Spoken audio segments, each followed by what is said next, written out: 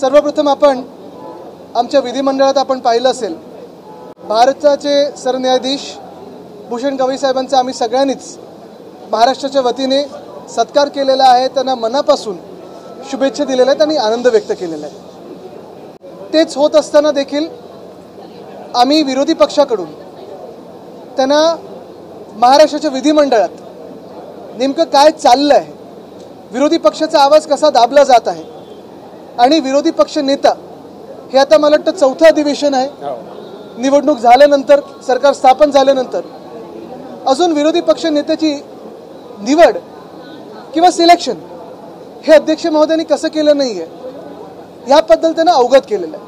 आम्हाला पूर्णपणे माहिती आहे की हा अधिकार अध्यक्षांचा असतो, पण ज्या देशामध्ये अल्पमताची सरकारं झालेली आहेत, मग प्रधानमंत्री असतील, मुख्यमंत्री असतील, मेजॉरिटी नसताना काय तर 2 खासदार असताना देखील, 16 खासदार असताना देखील जे प्रधानमंत्री होऊ शकतात, जिथे मायनॉरिटी गव्हर्नमेंट असेल किंवा युतीचं सरकार होऊ शकतं, आघाडीचं सरकार होऊ शकतं.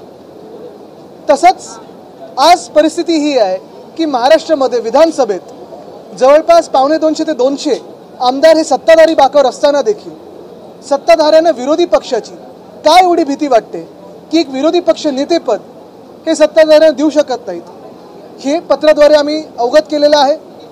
तसंच दुसरं पत्र अर्थातच शिवसेना उद्धव बाळासाहेब ठाकरे आणि राष्ट्रवादी काँग्रेस शरदचंद्र पवार साहेबांच्या वतीने दिलेलं आहे की आम्हाला अपेक्षा आहे की लवकरात लवकर हे जे काही एक संविधानिक आपण पाहतोय गडबड झालेली आहे, 4 पक्ष 2 पक्षाच्या नावाने, मला वाटतं ही गडबड कुठे ना कुठेतरी आता शांत व्हावी.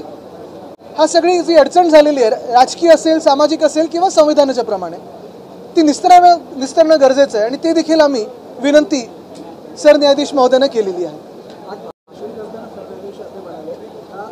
विधानसभा असेल किंवा विधान परिषद असेल, जर संविधानिक व्यवस्थित चालत असेल तर त्याला सरन्यायाधीश किंवा सर्वोच्च न्यायालय हे मार्गदर्शन करू शकते.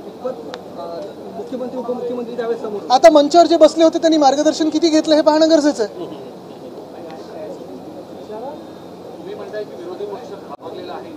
सत्ताधारी पक्ष घाबरला विरोधी पक्षाला.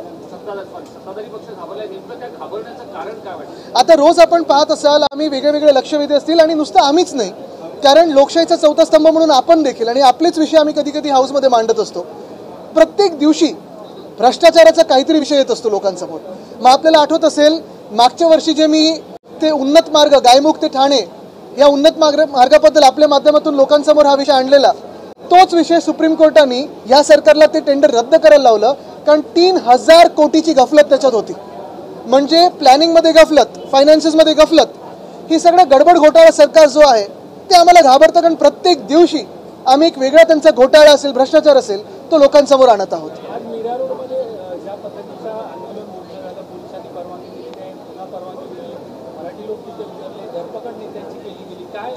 मला वाटतं आपण एक ह्याच्यात स्पष्टपणे पाहिला पाहिजे, कोणी मारहाण करणं वगैरे आम्ही त्याचं समर्थन बिलकुल करत नाही. ते वाद कशातून निर्माण झाले मला वाटतं ते आपण पूर्ण व्हिडिओ पाहून त्याच्यातून पाहिलं पाहिजे. कुठे कोणाला राग आला, त्याच्यातून वैयक्तिक काय झालंय का वगैरे, हा एक पूर्णपणे वेगळा विषय झाला. पण त्या दिवशी जसं एक मोर्चा निघाला होता काही विशिष्ट समाजाचा, तसं आज नेमकं मराठी माणसाचाच मोर्चा निघत असताना तिकडचे पोलिसांनी एवढी धरपकड का करावी, कोणाच्या आदेशावर करावी, हे उत्तर स्थानिक पोलिसांनी आणि गृहमंत्र्यांनी राज्याचं देणं महाराष्ट्राला गरजेचं आहे. गेले 2-3 दिवस आम्ही सतत पाहत आहोत, म्हणजे त्याच्या आधी देखील मराठी विरोधी GR, सक्तीचा GR तो मागे घेतल्यानंतर ज्यांनी GR जाळला, अन्यायकारक GR जाळला, त्यांच्यावर केसेस टाकले गेल्या. मग एक कोणतरी भाजपचे उठून बोलतं की मराठी माणूस म्हणजे ते पहलगाममध्ये आलेले अतिरेक्यांसारखे, त्यांची तुलना त्या पाकड्यांबरोबर केली. त्याच्यानंतर काल परवाकडे ते निशिकांत दुबे जे बोललेले आहेत. आता कालच मला वाटतं आपण पाहिलं असेल आकडे, महाराष्ट्र किती GST हे केंद्र सरकारला देतो, आणि जे आपण बोलतो ना दिल्लीची तख्त राखी तो महाराष्ट्र माझा, खऱ्या अर्थाने हा देश फक्त आणि फक्त महाराष्ट्राच्या फायनान्सेसवर चालतो. मग इतर राज्य आहेत त्याच्यात, मग प्रगत राज्यांमध्ये जर आपण पाहिलं तर तामिळनाडू आहे, कर्नाटक आहे, इतर राज्य देखील त्या पूर्ण तिजोरीमध्ये आपलं योगदान देत असतो. पण महाराष्ट्राचं जे योगदान आहे ते एवढं मोठं आहे, त्याच्या बदल्यात आम्हाला मिळतं काय तर महाराष्ट्रावर अन्याय, भाजपकडून केंद्र सरकारकडून अन्याय. जर तिजोरीत पाहिलं तर भोपळा आणि एक अन्यायकारक महाराष्ट्र विरोधी मराठी विरोधी सरकार हे भाजपच्या रूपात आमच्या डोक्यावर बसवलेलं आहे. पूर्ण मराठी उद्या मग हिंदी देतो.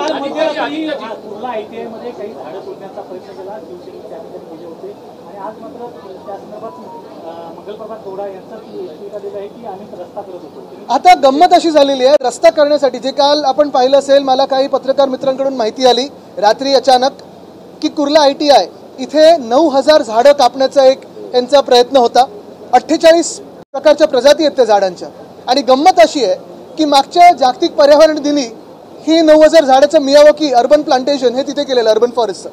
एका वर्षात त्यांना ते नकोसं झालं आणि काहीतरी स्विमिंग पूल किंवा काय मैदानी खेळ वगैरे तिथे करण्यासाठी ह्यांनी आता काल हा घाट घातला होता. पण ह्याच्याही पुढे जाऊन आज जे काही उत्तर ट्विटरवर मी पाहिलं मंत्री महोदय लोढा साहेबांकडून, ते होतं की आम्ही रस्ता बांधत होतो. रस्ता करण्यासाठी 9,000 झाडं काढणं गरजेचं आहे का? तेही जर तुमच्याकडे अधिकृत परवानगी असेल झाडं उखडण्याची, तर मग तुम्ही रात्री जाऊन का करता? आणि JCB घेऊन कोण झाडं कापतात? म्हणजे बिल्डर मेंटॅलिटी ही त्यांची बदलत नाही. आणि दुसरं मग त्यांनी सांगितलं की ते रोहिंग्या घुसलेत. पहिली गोष्ट म्हणजे रोहिंग्या जर घुसले असतील तर जसं ट्रम्प बाकीच्या देशातल्या लोकांना जे इलिगल इमिग्रंट्स आहेत ते पाठवत आहेत, तुम्ही हिंमत केली का तशी पाठवण्यानं रोहिंग्याला परत? दुसरी गोष्ट म्हणजे गेले 11 वर्ष केंद्र सरकार कोणाचं आहे, जबाबदारी कोणाची आहे? रोहिंग्या घुसले कसे? काल जाग आली का तुम्हाला की तिथे रोहिंग्या आहेत? म्हणजे तुम्ही सांगताय की केंद्रीय गृहमंत्री फेलियर आहेत, राज्याचे गृहमंत्री फेलियर आहेत, तुमचं सरकार फेलियर आहे. जर रोहिंग्या घुसले असतील तर तुमच्या केंद्र सरकारमुळे घुसलेले आहेत. पण मुळात रोहिंग्या काढण्यासाठी किंवा रस्ता बनवण्यासाठी 9,000 झाडं काढणं ही गरजेची नाही आहेत. विभाग आहे त्यांनी 2,000 कोटीचं कॉन्ट्रॅक्ट काढलं, त्याच्यामध्ये एस्टिमेटच देण्यात आलेलं नाहीये आणि अनियमितता दिसते. आता काल आपण पाहिलं असेल मुख्यमंत्री महोदयांनी त्यांच्या मागे उच्चस्तरीय एक चौकशी लावलेली आहे. सहसा सरकार असं चौकशी ह्या काळात तर पाहिलेलं नाहीये, पण खास प्रेम असल्यामुळे. एक मिनट, मैं पूरा मराठी होने दो फिर मैं हिंदी में बात करता हूँ.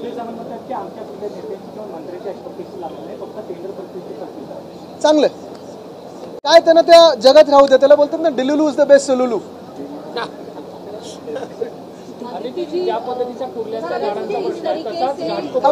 पहिले मराठी.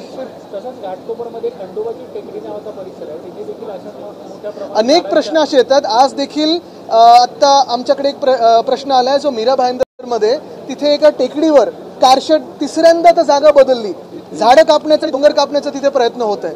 आपण एक बघतोय, काल पण मला अनिल परब साहेबांनी हाऊसमध्ये विषय घेतलेला आहे. अजून एक अशी विकासक आहेत ज्यांनी घाटकोपर इथे प्रयत्न करत आहेत, तर तिथे तो देखील विषय आम्ही उद्याच्या हाऊसमध्ये मांडू. एक मिनिट, हे होणे दीजिए. टेकड्या कापायच्या, त्याच्यावर गोगल झोपड्या बनवायच्या, त्याला नंबर टाकायचे आणि त्याच्या बदली PAPची घरं मिळवायची. हे आपल्यापर्यंत काही पोहोचलंय का? त्याच्यावर काही ह्याची जर माहिती असेल तर मला द्या, निश्चितपणे आम्ही हा विषय घेऊ. आदित्य जी, निशिकांत दुबे जी भाजपा के जो वरिष्ठ नेता है, उनका बयान आया है कि जितने भी महाराष्ट्रीयन हैं वो महाराष्ट्र के बाहर आकर दिखाए, उन्हें पलट कर ये कल ही इसको मैंने जवाब दिया है. निशिकांत दुबे ना कि उत्तर भारत का कोई प्रतिनिधित्व करते हैं, ना कि वो उत्तर भारतीयों का प्रतिनिधित्व करते हैं, ना कि वो हिंदी भाषा का प्रतिनिधित्व करते हैं. बहुत सारे ऐसे लोग हैं जो महाराष्ट्र में बहुत सालों से आते रहे, देश के हर कोने से आते हुए, क्योंकि ये एक स्वप्न नगरी है, माया नगरी है, लेकिन अपने व्यवसाय के लिए हो एक सपना लेके आते हैं कि मुझे यहाँ उन्नति करने आगे बढ़ना है. सभी का हम स्वागत करते हैं, लेकिन हमारा जो विरोध था वो हिंदी के सख्ती को था, ना कि हिंदी भाषिकों को है, ना कि हिंदी के भाषा को है.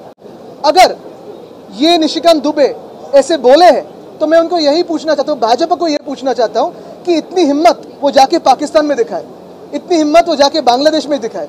और इनका जो खेल है कि चुनाव बिहार का आ रहा है, चुनाव मुंबई का आ रहा है, इसके पहले हिंदी भाषिकों को मराठी भाषिकों से लड़ाए, ये खेल फेल हो जाएगा, ये पूरा विश्वास है. क्योंकि यही भारतीय जनता पार्टी का प्लेबुक है.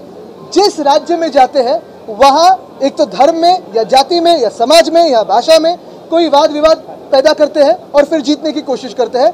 ये इनका प्लेबुक है, डिवाइड एंड रूल. लेकिन एक और चीज इसमें सबसे अहम है कि महाराष्ट्र के जो मुख्यमंत्री हैं उन्होंने यहाँ पोडियम पे आके ये कहना जरूरी है कि जो निशिकांत दुबे की राय है वो क्या भाजपा की भी राय है. क्योंकि भाजपा महाराष्ट्र के खिलाफ कितना जहर मन में पैदा करता है, खुद के और दूसरे लोगों के, ये आज दिख रहा है. एक करतो. टेंशन हम देख रहे हैं, मुख्यमंत्री ने सुबह आके साफ कर दिया कि जो रूट वो मांग रहे थे वो रूट देना पॉसिबल नहीं था, टेंशन हो सकता था, लॉ एंड ऑर्डर की सिचुएशन हो सकती है, इसलिए नकारा गया। लेकिन मोर्चा निकालने को कहीं भी हमने रोका नहीं है, कोई भी मोर्चा निकाल। तो फिर कल नोटिस कौन सी गई थी? रात को इतने लोगों को अरेस्ट क्यों किया था? जो नेतागण है उनको अरेस्ट क्यों किया था? जो कार्यकर्ता है उनको अरेस्ट क्यों किया था? और हमारी तो यही एक मैं सोचता हूं कि व्यू है, पर्सपेक्टिव है कि किसी भी हाथापाई का समर्थन हम नहीं करते हैं। कोई भी हाथापाई ना करे, इस भूमिका के हम भी है। वो हाथापाई क्यों हुई थी, वो झगड़ा क्यों हुआ था, वो क्या वैयक्तिक था, वो क्या आम सड़क पे क्यों हुआ, इसका इन्वेस्टिगेशन अलग हो सकता है। लेकिन अगर कोई समाज उस दिन मोर्चा निकाल सकता है तो क्यों ना स्थानिक जो मराठी भाषा लोग हैं वो मोर्चा या अपनी जो बातें लोगों के सामने क्यों नहीं रख सकते? क्यों ऐसे ही होता है कि महाराष्ट्र में ही, हमारे घर में ही हम पे अन्याय होते जा रहा है? क्यों ऐसे भाजपा का रवैया है? ये भाजपा बताए।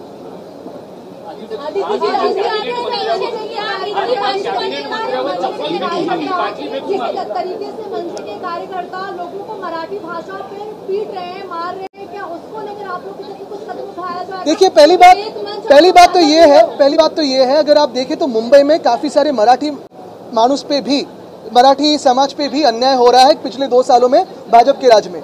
बहुत सारे ऐसे भी सोसाइटीज है जहां पर अगर मराठी हो तो आपको घर नहीं मिलेगा, ऐसे कहा जा रहा है। बहुत सारे ऐसे सोसाइटीज है जो कहते हैं आप गंदे लोग हो, मटन मांस मच्छी खाते हो, आपको घर नहीं मिलेगा। बहुत सारे ऐसे भी लोग हैं जहां कहते हैं कि अभी भाजपा का राज है, मराठी चलेगा नहीं।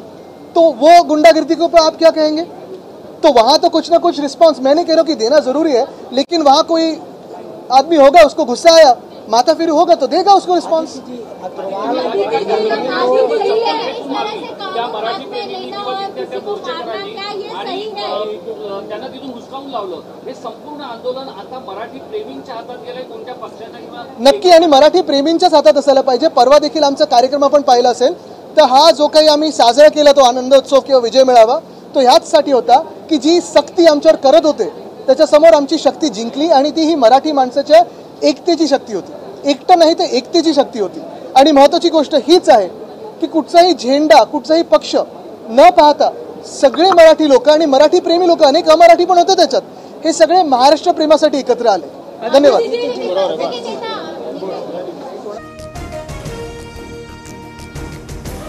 शांततेत